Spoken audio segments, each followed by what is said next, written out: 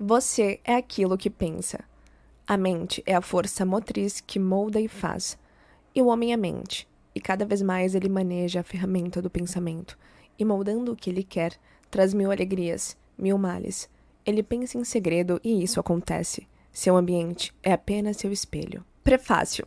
Este pequeno volume não pretende ser um tratado exaustivo sobre o tema, tão amplamente trabalhado do poder do pensamento. Ele é mais sugestivo do que explicativo. O seu objetivo é estimular homens e mulheres à descoberta e percepção da verdade que eles são os criadores de si próprios, em virtude dos pensamentos que escolhem e estimulam, que a mente é o tecelão mestre, tanto do traje interior do caráter quanto do traje exterior das circunstâncias, e que, como até agora teceram em ignorância e dor, podem doravante tecer em luz e felicidade. James Allen. Pensamento e caráter. O aforismo, o homem é aquilo que ele pensa, não só abrange todo o ser de um homem, mas é tão abrangente a ponto de alcançar todas as condições e circunstâncias de sua vida. Um homem é literalmente o que ele pensa, sendo seu caráter a soma completa de todos os seus pensamentos. Como a planta brota da semente, e não poderia prescindir dela, assim cada ato do homem brota das sementes ocultas do pensamento, e não poderiam ter surgido sem estas. Isto se aplica igualmente àqueles atos chamados espontâneos e não premeditados, como os que são executados deliberadamente. O ato é a flor do pensamento, e a alegria e o sofrimento são seus frutos. Assim, um homem se alimenta do fruto doce e amargo de sua própria criação. Ainda na mente, é o pensamento que nos molda. O que somos foi construído na forja das ideias. Se de maus pensamentos nos alimentamos, cada um deles será seguido pela dor do mesmo modo que a roda do carro segue os bois. Se preservarmos em pureza aquilo que pensamos, será a felicidade que, como a nossa própria sombra, nos há de acompanhar, assegurado. O homem é um produto da lei e não do artifício, e a relação causa e efeito é tão absoluta e inevitável no reino oculto do pensamento, como no mundo das coisas visíveis e materiais. Um caráter nobre e divino não é uma coisa de favor ou de acaso, mas é o resultado natural de um esforço contínuo no pensamento correto, o efeito de uma associação há muito acalentada com pensamentos divinos. Um caráter ignóbil e bestial, pelo mesmo processo, é o resultado do contínuo abrigar de pensamentos degradantes. O homem é feito ou desfeito por si mesmo. No arsenal do pensamento, ele forja as armas pelas quais ele se destrói. Ele também modela as ferramentas com as quais ele constrói para si mesmo mansões celestiais de alegria, força e paz. Pela escolha certa e verdadeira aplicação do pensamento, o homem ascende à perfeição divina.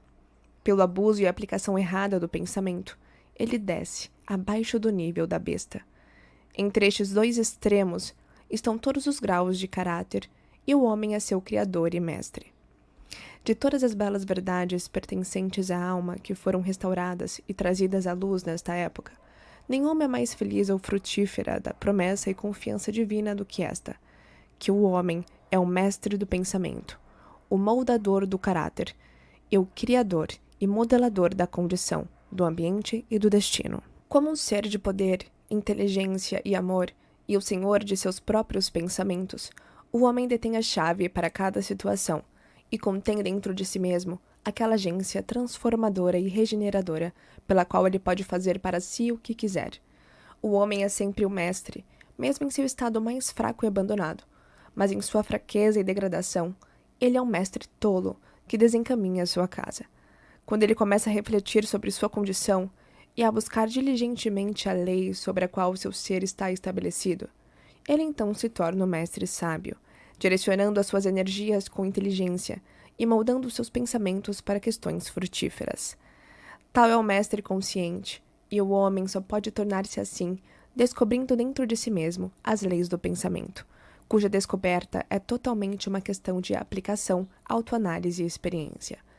Somente através de muita prospecção e mineração, o ouro e os diamantes são obtidos, e o homem pode encontrar toda a verdade relacionada com seu ser, se ele escavar fundo na mina de sua alma, e que ele é o criador de seu caráter e moldador de sua vida, e o construtor de seu destino. Ele pode provar inequivocamente, se observar, controlar e alterar os seus pensamentos. identificando seus efeitos sobre si mesmo, sobre os outros e sobre sua vida e circunstâncias, ligando causa e efeito pela prática e investigação paciente, e utilizando cada experiência sua, mesmo a mais trivial ocorrência diária, como um meio de obter aquele conhecimento de si mesmo, que é compreensão, sabedoria, poder. Nesta direção, como em nenhuma outra, é a absoluta lei que aquele que procura acha, e aquele que bate na porta será atendido. Pois somente por paciência, prática e incessante insistência pode um homem entrar pela porta do templo do conhecimento. Efeito do pensamento sobre as circunstâncias. A mente humana pode ser comparada a um jardim, que pode ser cultivado de forma inteligente ou permitir-se que cresça em estado selvagem. Mas quer seja cultivado ou negligenciado, deve e irá desenvolver-se. Se nenhuma semente útil for colocada nela, então uma abundância de sementes de ervas daninhas cairá nela e continuará a produzir a sua espécie. Assim como um jardineiro cultiva seu terreno, mantendo-o livre de ervas daninhas e cultivando as flores e frutos que ele deseja, também um homem pode cuidar do jardim de sua mente, eliminando todos os pensamentos errados, inúteis e impuros, e cultivando em direção à perfeição as flores e frutos de pensamentos certos, úteis e puros. Ao seguir este processo, mais cedo ou mais tarde, um homem descobre que ele é um mestre jardineiro de sua alma, o diretor de sua vida.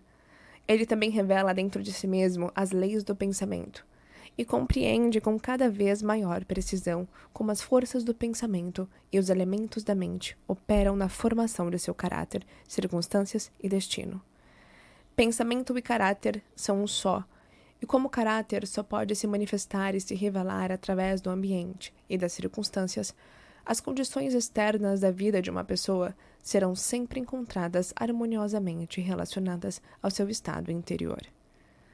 Isto não significa que as circunstâncias de um homem em um determinado momento sejam uma indicação de todo o seu caráter, mas que essas circunstâncias estão tão intimamente ligadas a algum elemento vital do pensamento dentro dele mesmo, que por enquanto são fundamentais para seu desenvolvimento. Cada homem está onde ele está pela lei de seu espírito. Os pensamentos que ele construiu em seu caráter o conduziram até lá, e no arranjo de sua vida não há nenhum elemento de acaso, mas tudo é o resultado de uma lei incontestável. Isto é tão verdadeiro para aqueles que se sentem fora de harmonia com seu ambiente, quanto para aqueles que estão contentes com ele.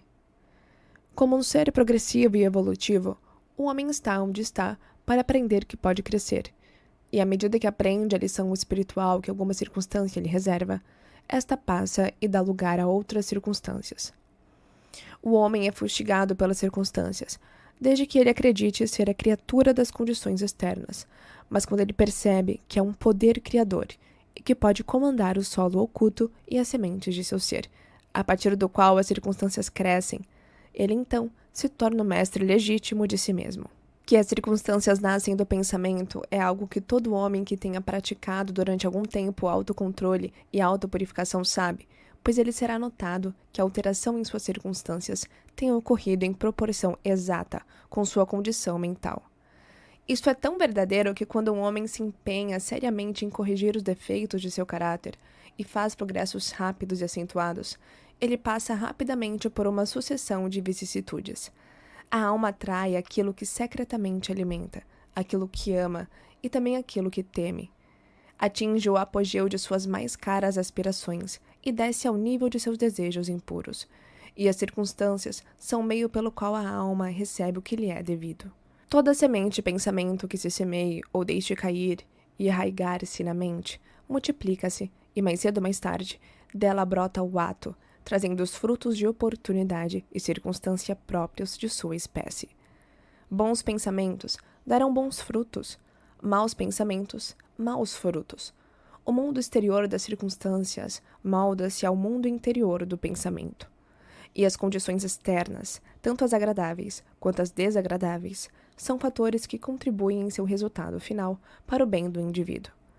Como fazendeiros de sua própria colheita, o homem aprende tanto pelo sofrimento quanto pela felicidade.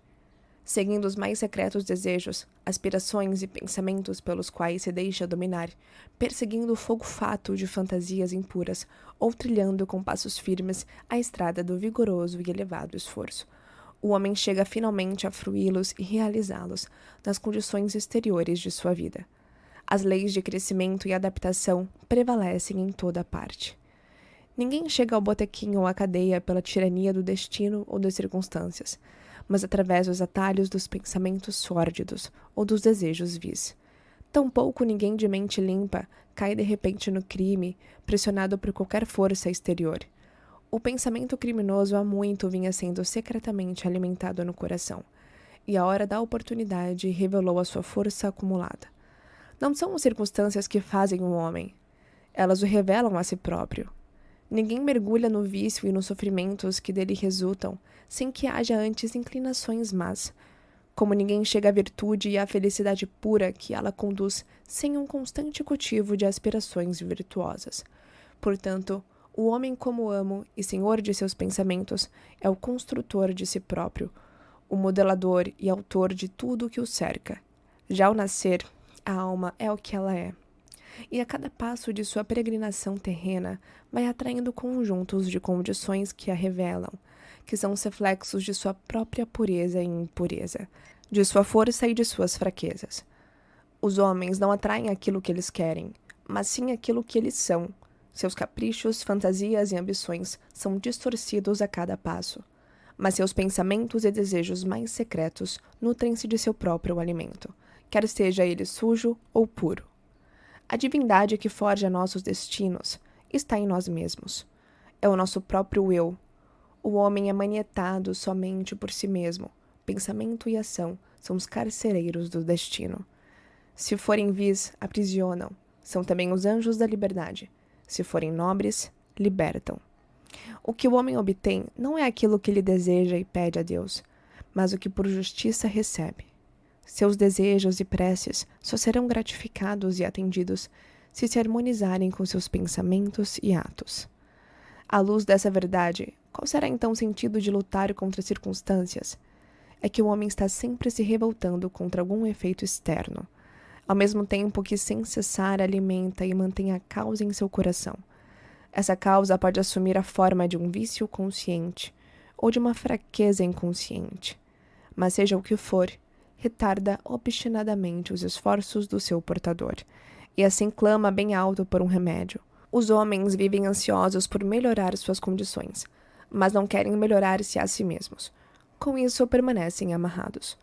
O homem que não recua face à autocrucificação nunca deixará de realizar o objetivo a que seu coração visa. Isso é tão verdade quanto as coisas da terra quanto as do céu. Até mesmo aquele cujo único objetivo for adquirir riquezas deve estar preparado para fazer grandes sacrifícios pessoais, até que possa atingir a sua meta, quanto mais aquele que almeja realizar uma vida nobre e bem equilibrada. Vejamos o exemplo de alguém que esteja na mais extrema pobreza. Anseia ardentemente por melhoras no seu ambiente e no seu lar, mas está sempre faltando ao trabalho e acha justo tentar enganar o patrão sob o pretexto de que não recebe um salário suficiente. Esse indivíduo não compreende os mais simples rudimentos daqueles princípios que constituem a base da verdadeira prosperidade. E não só se acha totalmente despreparado para emergir da sua miséria, como na realidade estará atraindo para si misérias ainda piores, por abrigar e manifestar em atos pensamentos indolentes, fraudulentos e covardes. Imaginemos um homem rico que tenha sido vítima de uma enfermidade dolorosa e renitente resultante de sua gula. Está disposto a pagar altas somas para se ver livre dela, mas não quer sacrificar suas tendências de gula. Quer satisfazer o seu gosto por iguarias requintadas e exóticas e ao mesmo tempo cultivar a saúde. Esse sujeito está totalmente despreparado para ter saúde, porque ainda não aprendeu os princípios básicos de uma vida saudável. Tomemos agora o empregador de mão de obra que adota medidas desonestas para evitar o pagamento de salários justos aos seus operários, e na esperança de alcançar maiores lucros, reduz esses salários. Tal empresário está também totalmente despreparado para a prosperidade, e quando se surpreender falido, tanto no que diz respeito à reputação quanto aos seus bens, colocar a culpa nas circunstâncias, sem saber que é o único responsável pelas condições em que se encontra. Citei esses 3 casos apenas como exemplos ilustrativos da verdade segundo a qual o homem é o causador, embora quase sempre inconscientemente, das circunstâncias que o cercam e de que ao mesmo tempo que visa um bom fim. Está continuamente gorando a sua realização por encorajar pensamentos e desejos que não podem de forma alguma harmonizar-se com esse fim. Tais exemplos poderiam ser multiplicados e variados quase que ao infinito, mas isso não é necessário, visto que o leitor, se assim o decidir, poderá acompanhar a ação das leis do pensamento em sua própria mente e vida, e enquanto isso não for feito, meros fatos externos não poderão servir de base para o raciocínio. Entretanto, as circunstâncias são tão complicadas, o pensamento tem raízes tão profundas e as condições de felicidade variam tanto de indivíduo para indivíduo, que não se pode julgar o estado de alma global de alguém, embora a própria pessoa possa conhecê-lo, somente pelo aspecto externo de sua vida. Um homem pode ser honesto em certos sentidos, entretanto passar privações. Outro pode ser desonesto em certos sentidos e mesmo assim enriquecer. Mas a conclusão geralmente tirada de que fulano fracassou exatamente por causa de sua honestidade e que cicrano prospera justamente porque é desonesto é o resultado de um julgamento superficial de que o homem desonesto é quase que totalmente corrupto e o honesto quase que totalmente virtuoso. À luz de um conhecimento mais profundo e de uma experiência mais ampla, verifica-se que tal julgamento está errado. O homem desonesto pode possuir algumas virtudes admiráveis que o outro não possua, e o honesto poderá ter vícios odiosos que não existam no outro. O homem honesto colhe os bons resultados de seus pensamentos e atos honestos, mas também atrai para si os sofrimentos causados pelos seus vícios. O desonesto colhe do mesmo modo os seus próprios sofrimentos e felicidades. Agrada à vaidade humana acreditar que as pessoas sofrem em consequência de suas virtudes, mas enquanto o homem não tiver extirpado de sua mente todo pensamento doentio, amargo e impuro, e não tiver lavado em sua alma a última nódoa do pecado, não terá condições de saber e declarar que seus sofrimentos são resultado de suas boas qualidades, e não das más, e a caminho dessa suprema perfeição. Ainda que há muito a tenha alcançado, ele descobrirá, operando em sua mente e em sua vida, a grande lei que é absolutamente justa, e, portanto, não poderá pagar o bem com o mal e o mal com o bem.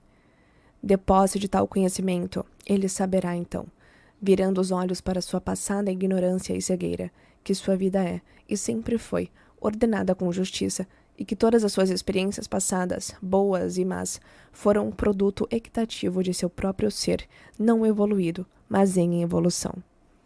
Bons pensamentos e atos jamais produzirão maus resultados. Maus pensamentos e atos jamais produzirão bons resultados. Isso equivale a dizer que do trigo só poderá nascer trigo e de ortigas só ortigas. Nós entendemos essa lei no mundo natural e lidamos com ela, mas poucos são os que entendem no mundo mental e moral, embora sua ação nele seja igualmente simples e inevitável, e portanto não cooperam com ela. O sofrimento é sempre o efeito do pensamento.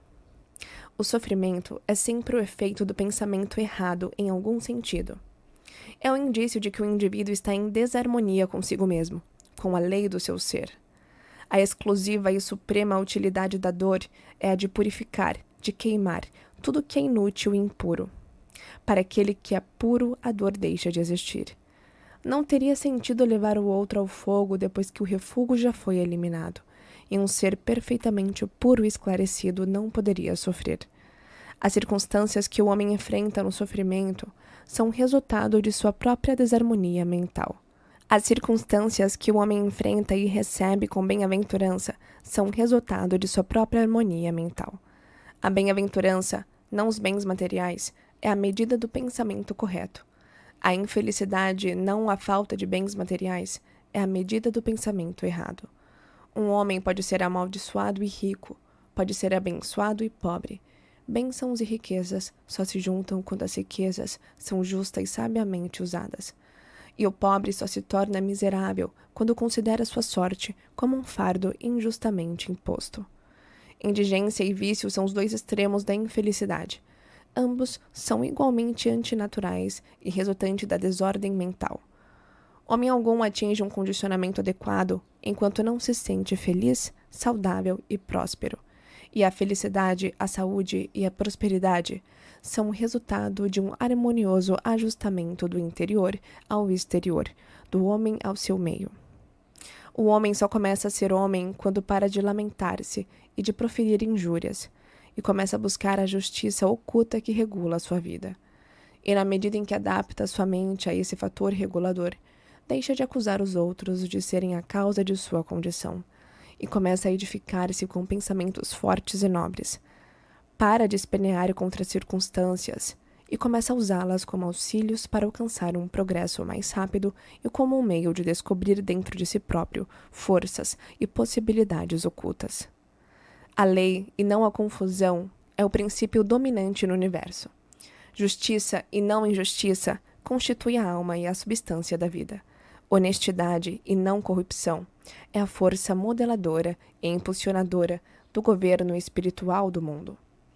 Assim sendo, o homem tem apenas que endireitar a si próprio para endireitar o universo, e durante o processo de endireitar-se, ele descobrirá que na medida em que modifica os seus pensamentos em relação às coisas e ao próximo, as coisas e o próximo se modificam em relação a ele.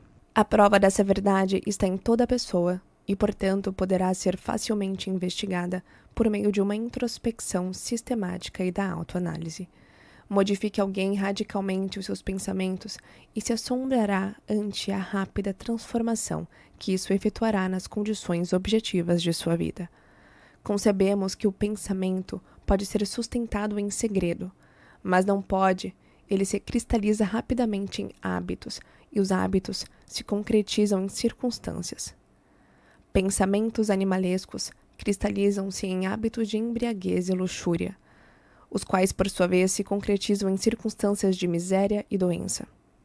Pensamentos impuros, de qualquer tipo, cristalizam-se em hábitos irritantes e tumultuantes, os quais se concretizam em circunstâncias confusas e adversas. Pensamentos de medo, dúvida e indecisão cristalizam-se em hábitos fracos, covardes e irresolutos, os quais se concretizam em circunstâncias de fracasso, indigência e servil dependência. Pensamentos preguiçosos cristalizam-se em hábitos de falta de higiene e desonestidade, os quais se concretizam em circunstâncias de sujeira e mendicância. Pensamentos de ódio e condenação cristalizam-se em hábitos de acusação e violência, os quais se concretizam em circunstâncias de injúria e perseguição.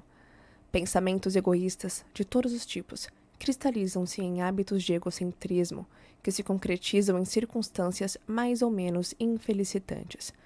Por outro lado, bons pensamentos, de todos os tipos, cristalizam-se em hábitos de gentileza e bondade, os quais se concretizam em circunstâncias risonhas e luminosas. Pensamentos puros cristalizam-se em hábitos de temperança e de autocontrole, os quais se concretizam em circunstâncias de repouso e de paz. Pensamentos de coragem, autoconfiança e decisão cristalizam-se em hábitos viris, os quais se concretizam em circunstâncias de êxito, abundância e liberdade. Pensamentos enérgicos cristalizam-se em hábitos de limpeza e atividade, os quais se concretizam em circunstâncias de satisfação. Pensamentos amáveis e de perdão cristalizam-se em hábitos de gentileza, que se concretizam em circunstâncias protetoras e preservadoras. Pensamentos de amor e de altruísmo cristalizam-se em hábitos de disposição espontânea para perdoar, os quais se concretizam em circunstâncias de segura e duradoura prosperidade e verdadeira riqueza. A persistência em determinada linha de pensamento, seja ela boa ou má, não pode deixar de produzir os seus resultados sobre o caráter e as circunstâncias. Um homem não pode escolher diretamente suas circunstâncias, mas pode escolher os seus pensamentos, e assim, indiretamente, mas com certeza, moldar as suas circunstâncias. A natureza ajuda todo homem a satisfazer os pensamentos que ele mais estimula e são apresentadas oportunidades que mais rapidamente trarão à tona tanto os pensamentos bons como os maus. Ponha um homem fim a seus pensamentos pecaminosos e todo o mundo se abrandará para ele e estará pronto para ajudá-lo.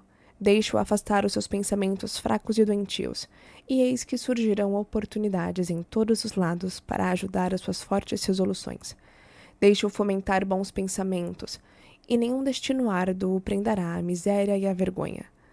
O mundo é seu caleidoscópio, e as combinações variáveis de cores que a cada momento de sucesso que lhe apresenta são as imagens primorosamente ajustadas de seus pensamentos sempre em movimento. Você será aquilo que deseja ser. Deixe que o fracasso descubra o seu falso conteúdo nas circunstâncias desse pobre mundo. O espírito, porém, o despreza e é livre. Ele domina o tempo e conquista o espaço. Ele intimida o acaso, esse convencido embusteiro, e ordena a tirana circunstância que troque a coroa pelo posto de escrava. A vontade humana, essa invisível força nascida de uma alma imortal, pode abrir caminhos para qualquer alvo, embora muros de pedra se lhe anteponham. Não se impaciente pela longa espera, suporte-a como alguém que compreende. Quando o espírito se ergue e assume o comando, os deuses estão prontos para obedecer. Efeito do pensamento sobre a saúde e o corpo. O corpo é o servo da mente. Ele obedece às manobras da mente, sejam elas deliberadamente escolhidas ou automaticamente expressas. Amando de pensamentos impróprios, o corpo afunda rapidamente na doença e decadência. Ao comando de pensamentos alegres e belos, ele se reveste de juventude e beleza. A doença e a saúde, como as circunstâncias estão enraizadas no pensamento, pensamentos doentios se expressam através de um corpo doentio. Pensamentos de medo têm sido reconhecidos como matando um homem tão rapidamente como uma bala. E eles estão continuamente matando milhares de pessoas com a mesma certeza, embora menos rapidamente. As pessoas que vivem com medo da doença são as pessoas que a contraem. A ansiedade desmoraliza rapidamente todo o corpo e o abre para a entrada de doenças, enquanto pensamentos impuros, mesmo que não sejam fisicamente indulgentes, logo estilhaçarão o sistema nervoso. Pensamentos fortes, puros e felizes constroem o corpo em vigor e graça. O corpo é um instrumento delicado e moldável que responde prontamente aos pensamentos pelos quais é influenciado, e os hábitos de pensamento produzirão seus próprios efeitos, bons ou ruins, sobre ele. Os homens continuarão a ter sangue impuro e envenenado, enquanto veicularem pensamentos impuros. De um coração limpo vem uma vida limpa e um corpo limpo. De uma mente contaminada provém uma vida contaminada e um corpo corrupto. O pensamento é a fonte da ação, da vida e da manifestação. Faça a fonte pura e tudo será puro. A mudança de dieta não ajudará um homem que não muda seus pensamentos. Quando um homem torna seus pensamentos puros, ele não deseja mais alimentos impuros. Pensamentos limpos tornam hábitos limpos. O suposto santo que não lava seu corpo não é um santo. Aquele que fortaleceu e purificou seus pensamentos não precisa mais considerar o micróbio maléfico. Se você quiser proteger o seu corpo, proteja a sua mente. Se você quiser renovar o seu corpo, embeleze sua mente. Pensamentos de malícia, inveja, desilusão, desânimo roubam do corpo sua saúde e graça. Um rosto ranzinza não vem por acaso. Ele é feito por pensamentos ranzinzas. As rugas que danificam são atraídas pela insensatez, paixão e orgulho. Conheço uma mulher de 96 anos que tem um rosto brilhante e inocente de uma garota. Conheço um homem bem abaixo da minha idade, cujo rosto é traçado por contornos desarmônicos. Um é o resultado de uma disposição doce e ensolarada, o outro é o resultado da paixão e do descontentamento. Assim como não se pode ter uma morada agradável e saudável, a menos que se admita o ar e o sol livremente em seus cômodos, um corpo forte e um rosto brilhante, feliz ou sereno, só pode resultar da livre admissão na mente de pensamentos de alegria e boa vontade e serenidade. Nos rostos dos idosos, há rugas feitas pela simpatia, outros pelo pensamento forte e puro. e outros são esculpidos pela paixão. Quem não consegue distingui-los? Para quem viveu com retidão, a idade é calma, pacífica e suavemente amadurecida, como o sol poente. Recentemente, vi um filósofo em seu leito de morte. Ele não era velho, exceto em anos. Ele morreu tão suave e pacificamente quanto havia vivido. Não há médico como um pensamento alegre para dissipar os males do corpo. Não há nenhum consolador que se compare com a boa vontade para dispersar as trevas do pesar e da tristeza. Viver continuamente em pensamentos de má vontade, cinismo, desconfiança e inveja é estar confinado em um buraco feito por si mesmo. Mas pensar bem de todos, estar alegre com todos, aprender pacientemente a encontrar o bem em pensamentos altruístas são os próprios portais do céu, e habitar dia após dia em pensamentos de paz para com cada criatura trará paz abundante a seu possuidor. Pensamento e objetivo.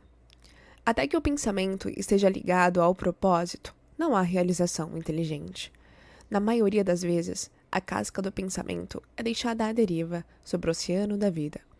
A falta de objetivo é um vício. Aqueles que não têm um propósito central em suas vidas são presas fáceis de pequenas preocupações, medos, problemas e autopiedade. Tudo isso são indícios de fraqueza, que levam com a mesma certeza que pegados deliberadamente planejados, embora por um caminho diferente, ao fracasso, infelicidade e perda, pois a fraqueza não pode persistir em um universo movido pela energia. Um homem deve conceber um propósito legítimo em seu coração, e se lançar a cumpri-lo, ele deve fazer deste propósito o ponto centralizador de seus pensamentos. Pode tomar a forma de um ideal espiritual, ou pode ser um objetivo mundano, de acordo com sua natureza no momento. Mas seja o que for, ele deve concentrar firmemente as suas forças de pensamento no objetivo que ele colocou diante de si. Ele deve fazer deste propósito seu dever supremo e deve dedicar-se à sua realização, não permitindo que seus pensamentos vagueiem em fantasias, anseios e imaginações efêmeras. Este é o caminho real para o autocontrole e a verdadeira convergência do pensamento, mesmo que ele falhe repetidamente em cumprir o seu propósito, como deve necessariamente até que a fraqueza seja superada. A força de caráter adquirida será a medida de seu verdadeiro sucesso, e isto formará um novo ponto de partida para o poder e o triunfo futuros. Aqueles que não estão preparados para a apreensão de um grande propósito devem fixar os pensamentos no desempenho sem falhas de seu dever, não importa quão insignificante sua tarefa possa parecer. Somente desta forma os pensamentos podem ser agrupados e focalizados, e a resolução e energia podem ser desenvolvidas. O que sendo feito, não há nada que não possa ser realizado. A alma mais fraca, conhecendo sua própria fraqueza e acreditando nesta verdade de que a força só pode ser desenvolvida pelo esforço e pela prática, começará assim acreditando, a se esforçar imediatamente, e somando esforço ao esforço, paciência a paciência, e força a força, nunca deixará de se desenvolver, e finalmente se tornará divinamente forte. Como o homem fisicamente fraco pode se tornar forte pelo treinamento cuidadoso e paciente, assim o homem de pensamentos fracos pode torná-los fortes pelo exercício de um pensamento correto. Afastar a falta de objetivo e a fraqueza e começar a pensar com objetivo é entrar nas fileiras daqueles fortes que só reconhecem o fracasso como um dos caminhos para a realização, que fazem com que todas as condições os favoreçam e que pensam vigorosamente, tentam sem medo e realizam com maestria. Tendo concebido seu propósito, um homem deve marcar mentalmente um caminho reto para sua realização, não olhando nem para a direita nem para a esquerda. Dúvidas e medos devem ser rigorosamente excluídos. São elementos desintegradores que rompem a linha direta de esforço, tornando-a tortuosa, ineficaz, inútil. Pensamentos de dúvida e medo nunca alcançarão nada e nunca poderão. Eles sempre levam ao fracasso. Objetivo, energia, poder de fazer e todos os pensamentos fortes cessam quando a dúvida e o medo se instalam. A vontade de fazer surge do reconhecimento de que podemos fazer.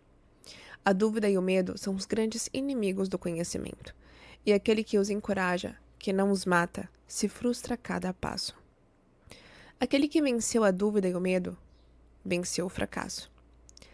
Cada pensamento está aliado ao poder, e todas as dificuldades são enfrentadas corajosamente e sabiamente superadas. Seus propósitos são oportunamente plantados e florescem e dão frutos, que não caem prematuramente ao solo. O pensamento aliado decididamente ao propósito torna-se força criativa. Aquele que sabe disso está pronto para tornar-se algo mais alto e mais forte do que um mero feixe de pensamentos vacilantes e sensações vacilantes. Aquele que faz isso se tornou o manejador consciente e inteligente de seus poderes mentais. O peso do pensamento na realização. Tudo que o homem consegue e tudo que ele não consegue é o resultado direto de seus próprios pensamentos. Num universo ordenado e justo, onde a perda de equilíbrio significaria a destruição total, a responsabilidade individual deve ser absoluta. A fraqueza e a força, a pureza e a impureza de um homem são suas, e não de outro. Elas são provocadas por ele mesmo, e não por outro, e só podem ser alteradas por ele mesmo, nunca por outro. Sua condição também é a sua, e não a de outro homem. Seu sofrimento e sua felicidade evoluem de dentro para fora. Como ele pensa, assim ele é. Como ele continua pensando, assim ele permanece. Um homem forte não pode ajudar o mais fraco, a menos que esse mais fraco esteja disposto a ser ajudado. E mesmo assim, um homem fraco deve tornar-se forte por si mesmo. Ele deve, por seus próprios esforços, desenvolver a força que ele admira em outro. Ninguém além de si mesmo pode alterar a sua condição. É comum que os homens pensem e digam: muitos homens são escravos porque existe um opressor. Odiemos o opressor.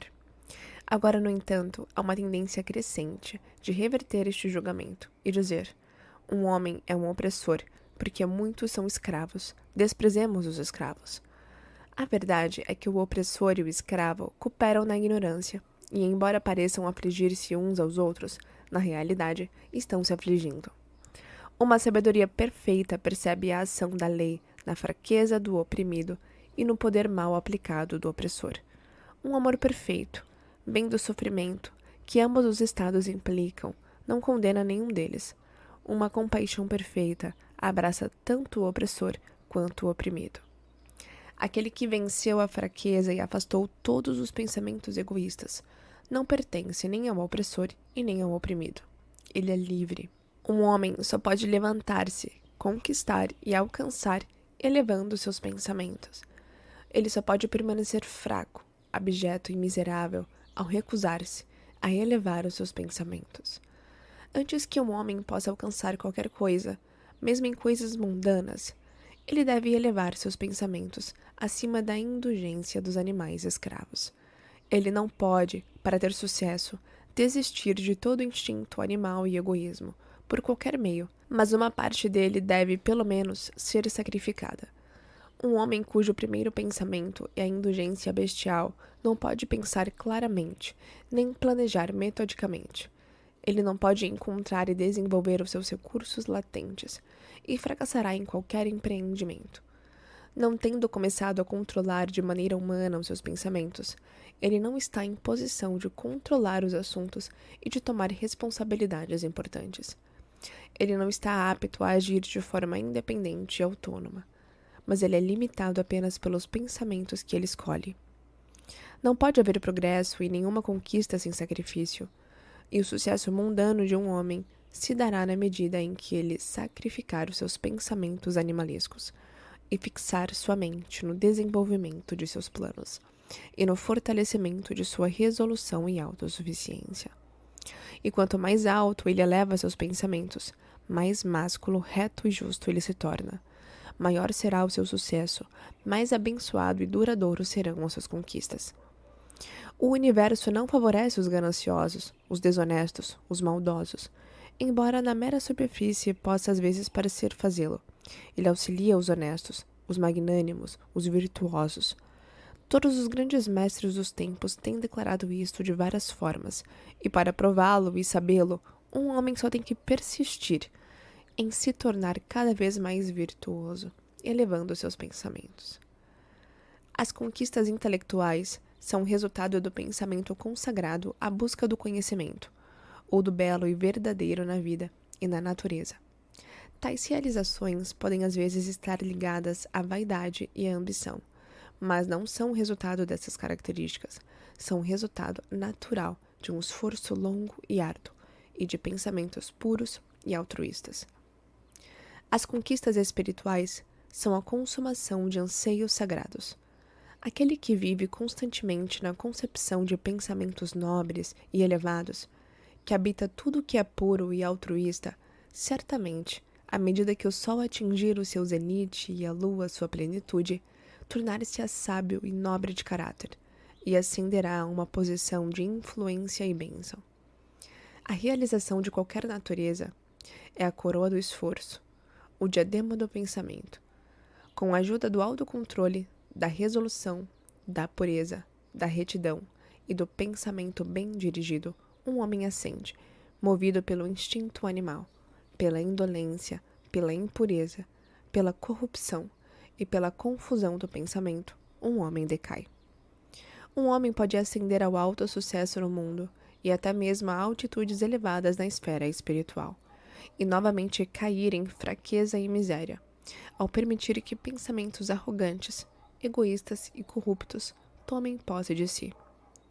As vitórias alcançadas pelo pensamento correto só podem ser mantidas pela vigilância. Muitos cedem quando o sucesso é garantido e rapidamente voltam ao fracasso.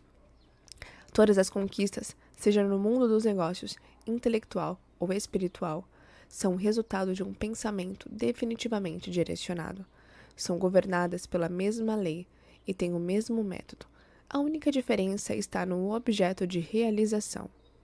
A única diferença está na meta que visam atingir. Aquele que quer realizar pouco deve sacrificar pouco. Aquele que quer realizar muito deve sacrificar muito. Aquele que quiser alcançar grandes coisas terá que fazer grandes sacrifícios. Visões e ideais. Os sonhadores são os salvadores do mundo. Uma vez que o mundo visível é sustentado pelo invisível, os homens, através de todas as suas provações e pecados e vocações sórdidas, são nutridos pelas belas visões de seus sonhadores solitários. A humanidade não pode esquecer os seus sonhadores. Não pode deixar que seus ideais desapareçam e morram. Ela vive neles, reconhece neles as realidades que um dia verá e conhecerá. Compositor, escultor, pintor, poeta, profeta, sábio. Estes são os criadores do além, os arquitetos do céu. O mundo é belo porque eles viveram. Sem eles, a humanidade trabalhadora pereceria. Aquele que preza uma bela visão, um ideal sublime em seu coração, um dia o realizará. Colombo teve uma visão de outro mundo, e ele o descobriu. Copérnico fomentou a visão de uma multiplicidade de mundos em um universo mais amplo, e o revelou. Buda teve a visão de um mundo espiritual de beleza imaculada e paz perfeita, e entrou nele. Aprecie suas visões, valorize seus ideais. Aprecie a música que agita em seu coração, a beleza que forma em sua mente, o encanto que envolve seus pensamentos mais puros, pois deles crescerão todas as condições desejáveis. Tudo, o ambiente celestial destes, se você apenas permanecer fiel a eles, seu mundo será finalmente construído.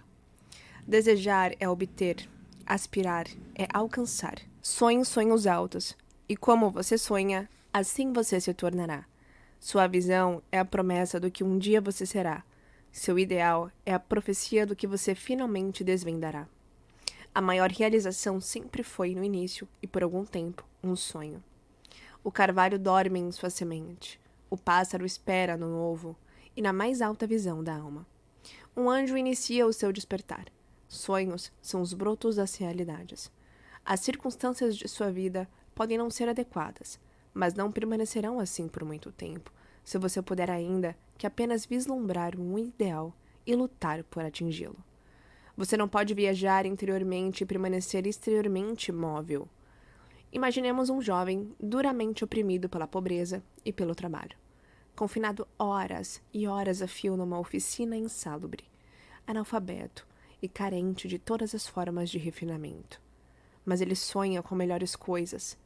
Pensa na inteligência, no refinamento, na graça e na beleza. Imagine e mentalmente construa uma condição ideal de vida. A visão de uma liberdade mais ampla e de um escopo mais largo o domina. A inquietação o impele para a ação e ele utiliza tudo o que consegue poupar de seu tempo e de seus meios, por menos que pudessem representar, para desenvolver suas potencialidades e recursos latentes. Em muito pouco tempo, sua mente se modifica de tal forma que a oficina não mais pode contê-lo. Por tal forma se desarmoniza com a sua mentalidade, que ela desaparece de sua vida como uma roupa que despimos. E com o aumento das oportunidades condizentes com o escopo de suas potencialidades em expansão, ele a abandona para sempre. Anos mais tarde, vamos encontrar esse jovem, já feito homem maduro. Encontramo-lo já senhor de certas forças mentais, que maneja com largo prestígio mundano e com um poder quase inagualado. Em suas mãos, manobra os cordéis de gigantescas responsabilidades. Fale e, ó maravilha, vidas se transformam. Homens e mulheres bebem-lhe as palavras e reformam seus caracteres. E como um sol transforma-se no luminoso eixo em torno do qual giram inúmeros destinos, realizou a visão de sua juventude. Tornou-se um com seu ideal. Você também, jovem leitor, realizará a visão, não um ocioso desejo, de seu coração, seja ela vil ou bela, ou uma mistura de ambos, pois há de gravitar sempre na direção daquilo que secretamente mais ama. Em suas mãos serão colocados os resultados exatos de seus próprios pensamentos. Você receberá aquilo que merece, nem mais, nem menos. Seja qual for o seu ambiente atual, você cairá, permanecerá nele ou se alçará com seus pensamentos, com a sua visão, com o seu ideal. Você se tornará tão pequeno quanto o desejo que o controla, tão grande quanto a aspiração que o domina. Nas belas palavras de Stanton Kirkham Davis, você pode estar fazendo suas contas e de repente sairá pela porta que por tanto tempo parecia ser uma barreira diante de seus ideais, e se verá diante de uma audiência, a pena ainda enfiada por trás da orelha, o tinteiro ainda na mão, e nesse mesmo instante verá jorrar a torrente de sua inspiração. Poderá estar pastoreando carneiros, e em boquiaberto e bucólico espanto, passará a vagar pela cidade. Intrepidamente, guiado pelo espírito, entrará na sala do mestre, e pouco tempo depois ele dirá: não tenho nada para lhe ensinar. E agora? Você que há tão pouco tempo sonhava grandes coisas, enquanto pastoreava carneiros, se tornou mestre. Deixe de lado a serra e a plaína, e assuma por si mesma a regeneração do mundo. O irrefletido, o ignorante e o indolente, vendo apenas os efeitos aparentes das coisas, e não as coisas em si. Falam de sorte, de fortuna e de acaso. Ao ver um homem enriquecer, eles dizem: que sorte ele tem. Observando um outro tornar-se intelectual, eles exclamam: como ele é privilegiado. E observando o caráter santo e a ampla influência de outro, eles comentam: como o acaso o ajuda a cada passo. Eles não veem as provações, os fracassos e as lutas que estes homens enfrentaram voluntariamente para ganhar a sua experiência. Não têm conhecimento dos sacrifícios que fizeram, dos esforços incansáveis que fizeram, da fé que exerceram para que pudessem superar o aparentemente intransponível e realizar a visão de seu coração. Eles não conhecem as trevas e as mágoas do coração. Eles só veem a luz e a alegria e a chamam de sorte. Eles não veem a longa e árdua jornada, mas apenas contemplam o objetivo agradável e o chamam de boa sorte. Não entendem o processo, mas apenas percebem o resultado e o chamam de acaso. Em todos os assuntos humanos há esforços e há resultados. E a força do esforço é a medida do resultado. O acaso não existe. Presentes, poderes, bens materiais, intelectuais e espirituais são frutos do esforço. São pensamentos concluídos, alvos atingidos, visões realizadas. A visão que você glorifica em sua mente, o ideal que você entroniza em seu coração. Isto você construirá sua vida, isto você se tornará. Serenidade. A tranquilidade da alma é uma das belas joias da sabedoria. É o resultado de um longo e paciente esforço de autocontrole. Sua presença é uma indicação de experiência madura e de um conhecimento mais que comum das leis e operações do pensamento.